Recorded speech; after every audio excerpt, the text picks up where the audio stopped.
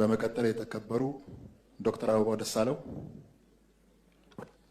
አመሰግናለሁ። የተከበሩ አፈ ጉባኤ፣ አመሰግናለሁ። ክቡር ጠቅላይ ሚኒስትር፣ ጥያቄን እንደሚከተለው አቀርባለሁ። በኢትዮጵያ በ2018 ዓ.ም የኢኮኖሚ እድገት አፈጻጸሙ የላቀ እንደሆነና 10.2 በመቶ እድገት እንደሚጠበቅ በተላከልን ሪፖርት ተገልጿል። በርካታ አፈጻጸሞችም እዛ ውስጥ ተጠቅሰዋል። በሌላ በኩል የኢኮኖሚና ልማት ጥናት ምሁራን የኢትዮጵያ ኢኮኖሚ ከፍተኛ ፈተናዎች የተደቀነበት እንደሆነ ያብራራሉ። እንደ ማሳያም በሀገሪቷ ያለው በጣም ከፍተኛ የዋጋ ንረት፣ በጣም ከፍተኛ የውጭ ዕዳ፣ ስር የሰደደ የውጭ ምንዛሬ እጥረት፣ በጣም ከፍተኛ የወጣቶች ስራ አጥነትና በእጅጉ ዝናብ ላይ ጥገኛ የሆነ ግብርና ይጠቀሳሉ። ከነዚህ የኢኮኖሚ ፈተናዎች የወጣት ስራ አጥነት ችግር ገዝፎ ይታያል። እንደሚታየው ከ30 ዓመት በታች ከሆኑትና የሀገራችንን ሕዝብ 70% ከሚሸፍኑት ወጣቶች ውስጥ 27% የሚሆኑት ስራ አጦች እንደሆኑ ጥናቶች ያመለክታሉ። ይህንን የወጣቶች ስራ አጥነት ቁጥር ለመቀነስ የተለያዩ የመፍትሄ ሀሳቦች ይሰነዘራሉ። ከነዚህ ውስጥም የመጀመሪያው በአንድ ወቅት ተነቃቅቶ የነበረው በአሁኑ ሰዓት በእጅጉ የተዳከመው ለወጣቶች ጥቃቅንና አነስተኛ ብድር ያለ ማስያዣ ወይም ኖን ኮላተራይዝድ ማይክሮ ሎን ነው። ሁለተኛ በርካታ የሰው ኃይል ሊያሰማሩ የሚችሉ ትላልቅ የመንግስት ፋብሪካዎች ናቸው። ይህም አዳዲስ የመንግስት ፋብሪካዎች የሉም፣ ያሉትም የመዳከምና ስራ የማቆም ነገር ይታያል። ሌላው የመሰረተ ልማት ግንባታዎች ማለትም መንገዶች ነው። አዳዲስ መንገዶች እንደሌሉ ይታወቃል። የነበሩት መንገዶችን በርካቶቹ ተቋርጠዋል። የባቡር መስመሮች ምንም አዲስ የባቡር መስመር ዝርጋታ የለም።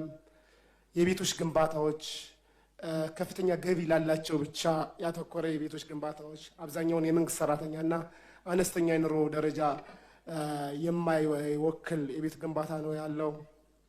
የመስኖ ግድቦች ከዚህ በፊት የተጀመሩ የመስኖ ግድቦች በርካታዎቹ ተቋርጠዋል። በተለያየ የቴክኒክ ችግር ምክንያት ምንም አዳዲስ የመስኖ ግድቦችን ደግሞ አናይም። የኤሌክትሪክና የቴሌኮሙኒኬሽን ማስፋፊያዎችም ችግር አለባቸው።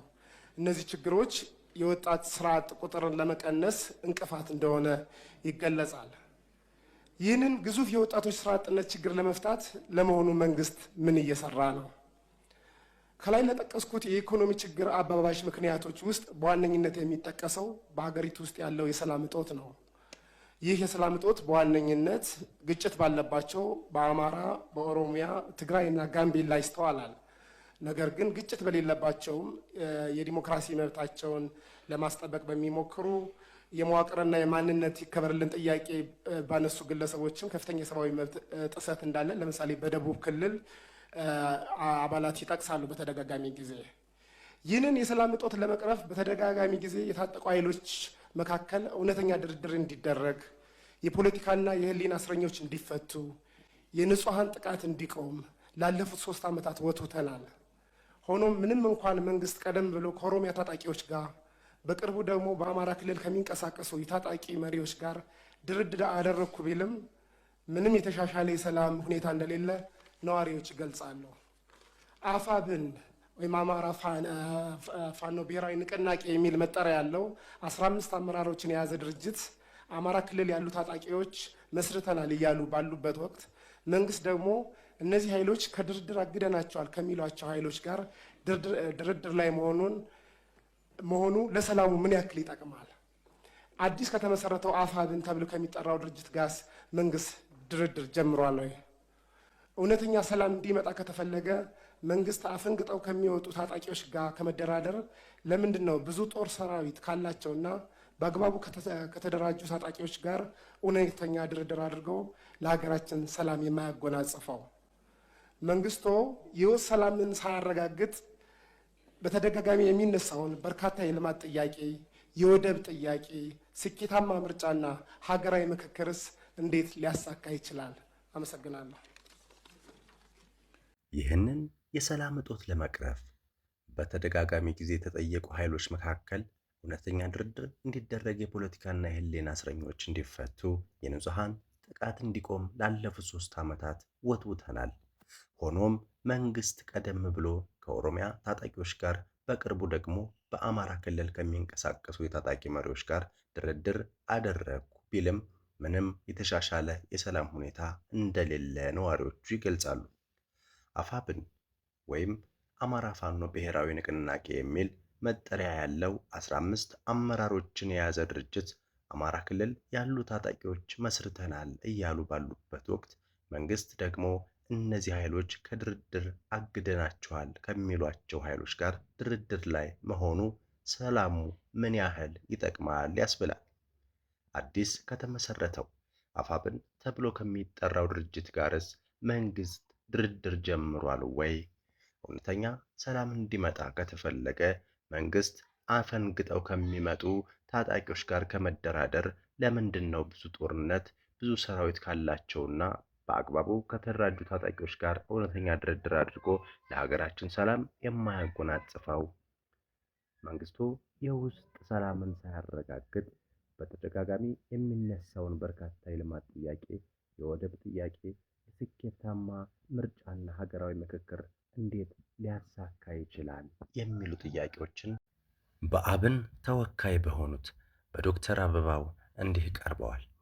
ታዲያ ሊሰጡ የሚችሉ ምላሾች ምን ይሆናሉ የሚለውን ወደፊት እንመለከታለን። ነገር ግን አሁን ላይ እየተስተዋሉ ያሉ ችግሮችን በደንብ ለመግለጽና ለማሳየት ያክል በአማራ ክልል ብቻ ሳይሆን በመላው ኢትዮጵያ የኑሮ ውድነትና የጦርነት አውድ ብዙ የህብረተሰብ ቀውስ እያስከተለ ይገኛል። ከዚህም አኳያ ደግሞ በትግራይም ይሁን በኦሮሚያ በአማራም ይሁን በጋምቤላ በተለያዩ በደቡብ አካባቢዎች ቀውሶችና ንትርኮች፣ መፈናቀልና የተለያዩ መሰደዶች እየቀጠሉ ይገኛሉ። ለዚህስ መፍትሄ የሚሆን አካል ማን ነው የሚለውን የህብረተሰቡ ጥያቄ ነው። ታዲያ አሁን ላይ በአዲስ አበባ በተለይ ደግሞ ሰሞኑን ከጸደቀው ፌስታል አተያያዙ ዘመቻ ይህ ህግ እንደ ህብረተሰብ ወይ ደግሞ እንደ ደሃ ሀገራችን አስፈላጊ ነው ወይ? ይህንንም እንጠይቃለን። ታዲያ የብዙሃኑ ጥያቄና የብዙሃኑ ተስፋ ጠቅላይ ሚኒስትሩ በአዲስ አበባ የኑሮ ውድነት እንዲቀረፍ ወይ ደግሞ የኑሮ ውድነትን አስመልክተው የሚሰጡትን ማብራሪያ ብዙዎች በጉጉት እየጠበቁ ይገኛሉ። ሆኖም ሰሞኑን እየተፈጠረ ባለው አለመግባባት የደንብ ማስከበርና እንዲሁም ከህብረተሰቡ ጋር የተለያዩ ግጭቶች እየተፈጠሩ ይገኛሉ። እሱ ደግሞ ፌስታል ያዝክ በሚል አጉል ህግ ጥሰሃል በሚል ድሃውን ህብረተሰብ የሚለብሰው የሚጎርሰው ያጣውን ሰው እየቀጡና አላስፈላጊ ገንዘብ እየተቀበሉ መሆኑን በዚህ አመላክተዋል። ታዲያ ከዚህስ በኋላ ምን አይነት የኑሮ ሁኔታ ሊኖረን ይችላል? ምን አይነትስ እጣ ፋንታ ሊወድቅብን ይሆን? ይህን ደግሞ ከጠቅላይ ሚኒስትሩ የምንሰማው ይሆናል። ጉዳዩን እየተከታተልን የዛሬውን የፓርላማ ውሎ ወደ እናንተ የምናደርስና የምናቀርብ ይሆናል። ክቡራን ተመልካቾቻችን፣ ክቡራን የሚዲያችን ተከታታዮች ሁላችሁም ሰብስክራይብ እያደረጋችሁ ይህንን ታማኝ ምንጭና የዜና አውታር ወደ እናንተ እንዲደርሳችሁ የደውል ምልክቷን በመጫን ወደ እናንተ እናስተላልፋለን። እናንተም ጋር ይደርሳል ማለት ነው። ስለዚህ ሰብስክራይብ አድርጋችሁ ጠብቁን። አሁንም እየተከታተልን የምንገኘው የተለያዩ ነገሮችን እያነሱ ነው በብዙዎች ዘንድ፣ በተለይ ደግሞ በብዙሃኑ በአዲስ አበባ ነዋሪዎች ማለት ነው። ብዙዎቹ በሶሻል ሚዲያ እና በተለያዩ የሚዲያ አውታሮች ላይ ጥያቄዎችን እያቀረቡና ጥያቄዎችን እየላኩ ይገኛሉ። እነሱስ ምን ይሆናሉ? ምላሻቸው ምንድን ነው የሚለውን ወደ እናንተ እናስተላልፋለን። እስከዛው መልካም ቆይታ